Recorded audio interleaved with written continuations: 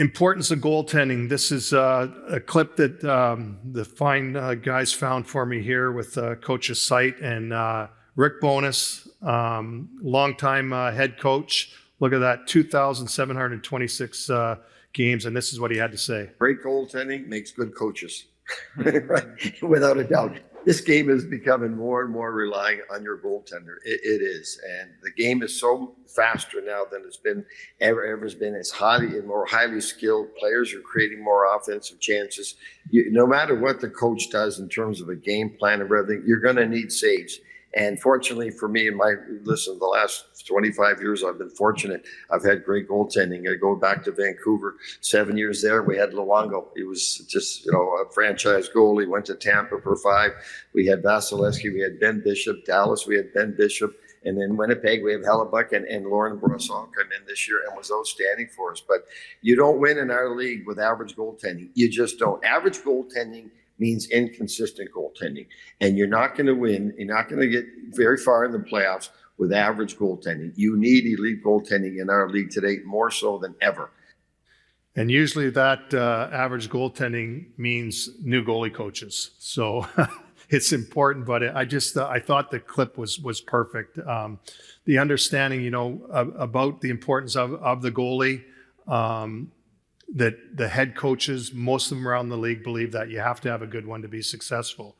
So how do we deal with that? How do we deal with that relationship with your head coach and get your goalie to the point that he's in the conversation with the Vasilevskys and the Jonathan Quicks of the world? And so one of the things that I always get asked about is schedule. Number one thing.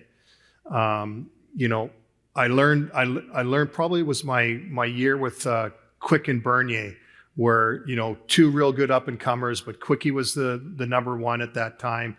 Bernier and young guy coming on as a number 2, and we tried to set up this set schedule. Quick's going to play these 3, then Bernier, then Quick 2 more, then Bernier plays really well against this team. Well, we started kind of pigeonholing ourselves, and where it changed, and it changed real quick, was Jonathan Quick was on a heater. He had won like 8 in a row, and we're like, we got to get Bernier in, but I'm not sure. And I'm like, we got to get him in. So we play Bernier. Bernier plays okay, but he hasn't played for a while, so we're open with that. But what we didn't realize was we had 4 days off, and then Quick came back and played. So all of a sudden, that's a 5-day break, and Quick doesn't play well.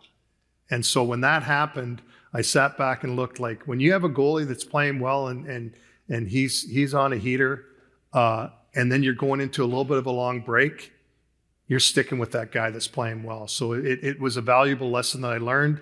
Took Quickie a couple games to get back on track, and then we never again. We kind of took it week to week, and open to change. Things change. You make a decision. You like the way the guy played, even though you thought you're going to play the number 2 the next night. Sometimes you're going to go back. It's a gut feeling. One of my cardinal rules. Some guys are different, but dealing with the head coach, he's the final decision. He's the hammer. He gets to decide. I can give him the information. I can build the case. Todd McClellan was always build the case for why you think the other guy should play. And, the thing that I learned, you build the case, but also he doesn't want to hear a big, long story. That's the last thing he wants to hear. Just state your facts and let's move on, and he'll make that decision. So that's a really valuable lesson, because if you hum and haw, well, this guy's done so-and-so against Anaheim and this guy's played, they don't want to hear it. They've got so much on their plate. Just be firm about your decision. Give them the information. Let the head coach decide. And I think that was a real valuable lesson. Goalie sessions. It's important. And then it comes into the goalie. You go from the head coach, now you go into the goalie coach aspect of it, and goalie sessions. Talking about the schedule, because the last thing you want to do is have it in your mind you're going to go out and do a good maintenance day with the goalie coach or with the goalies, and all of a sudden the coach has a meeting plan just before you go on the ice, and it blows everything up. So it's important that you discuss your kind of a game plan with the head coach before you go out. And then also, I'll get into a little bit more, but obviously the drills for practice. It's important. I have a philosophy of making sure the goalies are warmed up. Talk to the head coach. Hey, we got to make sure we have a couple shooting drills in this day. If they've had the whole group's had a day off, maybe we want 3 shooting drills. So have that conversation.